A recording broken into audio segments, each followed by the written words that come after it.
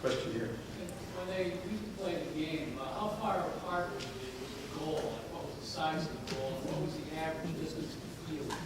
I'll say 300 years ago. A lot of. Well, there's variations. You know, some of those fields were 2 miles long, and then the goals were probably at the best maybe 10 feet, but even less than that, somewhere around that. And it depended on how high the stakes were, and usually it's high enough to get your stick. That was your goal. You had to get between them, one way or the other.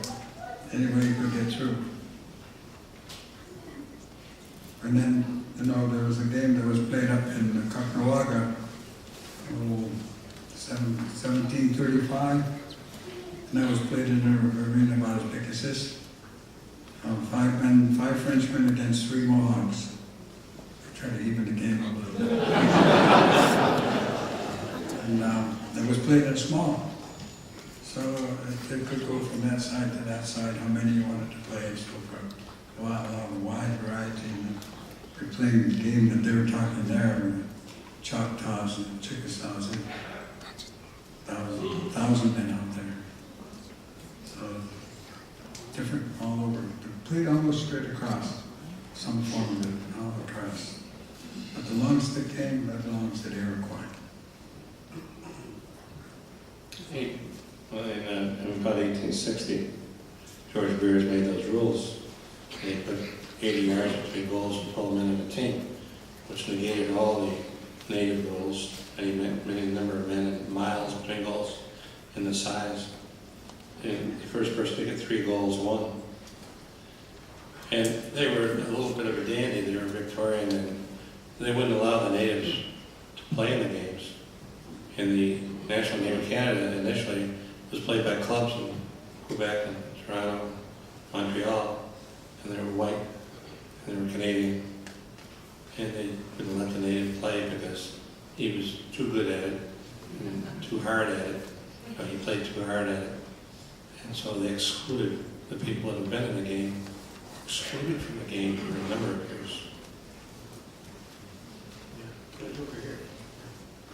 Being an Onondaga resident, my second 3 years, I played in the box as a guest with Lewis, Kevin, and all. Roy Simmons, you talked about, had played with your Jim Brown. I remember Jim Brown playing, I remember watching him on the street. I watched some of the finest lacrosse players in my lifetime. You mentioned Brown. I also, Kate, I worked with that asking me to care. That I'd like to read synopsis of man, because it's Brown, I saw him play. I also saw Kate.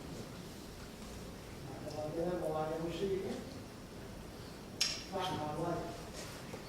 Jim Brown, when he was in high school in Manhasset, Long Island, he pitched no-hitter baseball. He ran track. He obviously played football. He averaged 30-some points a game in basketball. And of course, he played lacrosse. It wasn't like he picked it up when he came to school.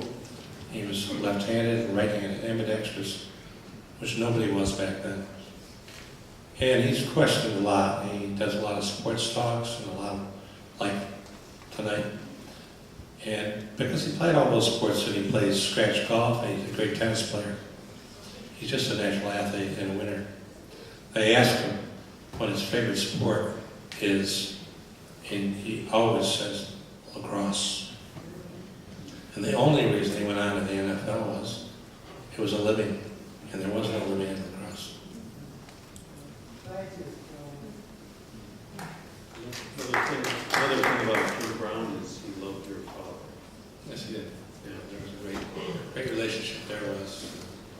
Jim was unique, and he's Afro-American, and the only athlete we had at that time in any sport was Jim Brown, and he was so good.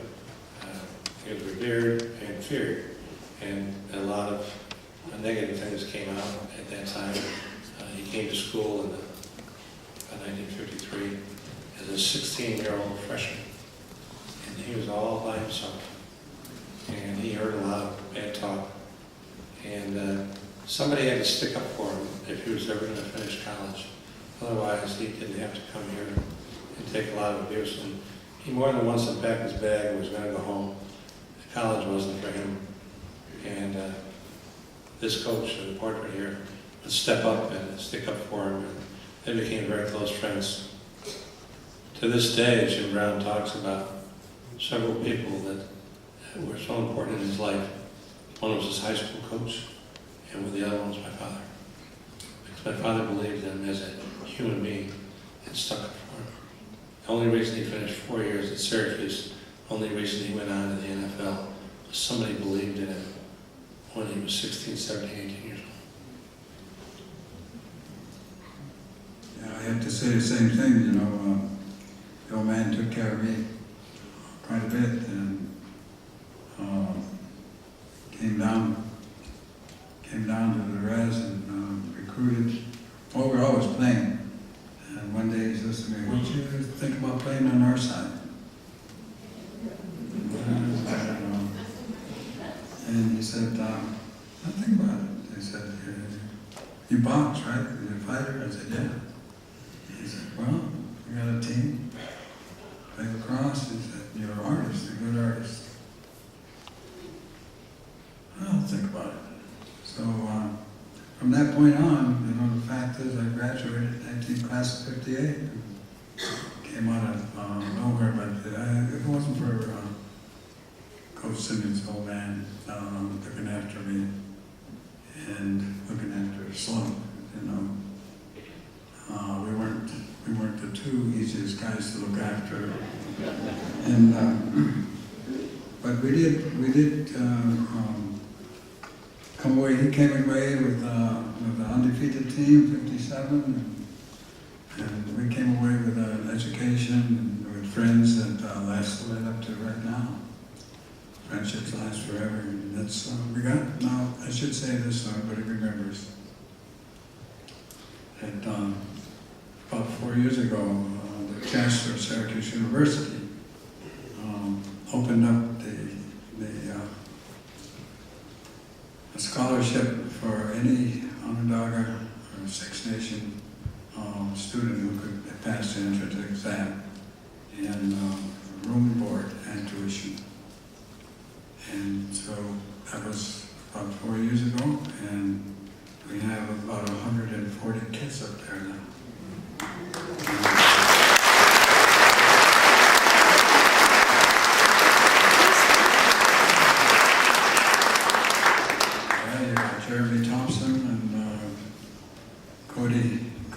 And their field team are going to help you out there. And you got a whole Six Nation waiting in line here. So I just want to take this opportunity to thank, you know, Syracuse University, being the only university I know in this country who has done that.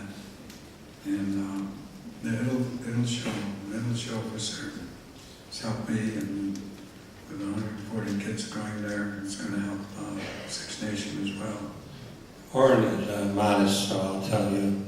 He was our commencement speaker at the university a few years ago. So he has an honorary PhD from Syracuse University. There is also a dormitory named the Oren Lyons Dormitory at Syracuse University. So he's come a long ways from a little kid on the res.